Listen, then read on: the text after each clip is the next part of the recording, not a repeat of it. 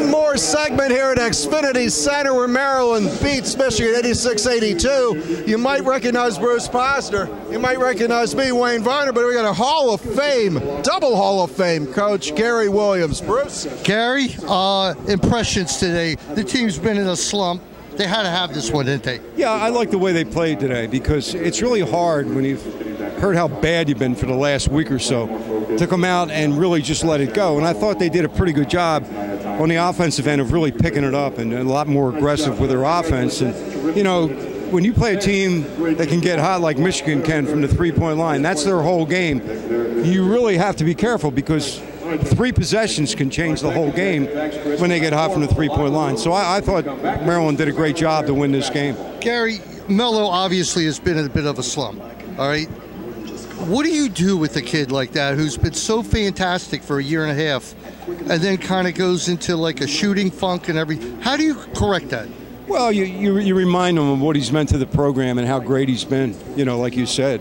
And then from there, you just, you know, I think that 3 he made today will show up in the next couple games. In other words, you need to make one almost just to get out of it.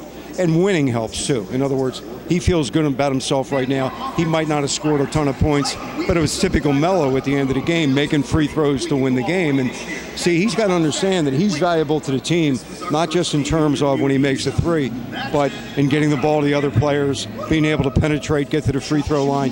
He's doing all those things. It's just the one thing, the shot's not going in right now.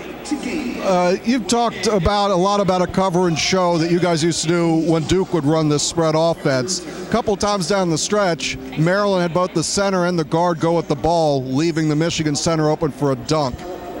How do you fix that? Well, I mean, they've gone over those situations. I'm sure you get in a game, though, it's a lot harder than when you're doing it in practice and, you know, 19,000 people and that whole thing. So they'll be fine. They'll look at that tape and what you do, the good teams all do that, and Maryland's a good team. They'll adjust to that. They'll okay, this is what we did wrong in that situation. And when you win, it's a lot easier to make players understand that even though we won, there's a couple things that can make us better.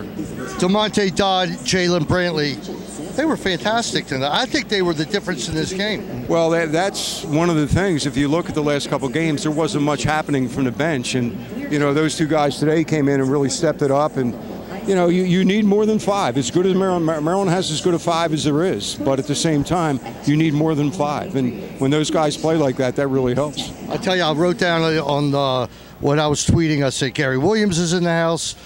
Sort of naming some of the players, and Tark is here. That was a key element today. You had to make sure Tark was here today. It's a big day, so Tark, it made it bigger with Tark here. Gary, thanks a lot, buddy. Thanks, you guys. Always great seeing you. Good to see you. All right. We hit Terminus!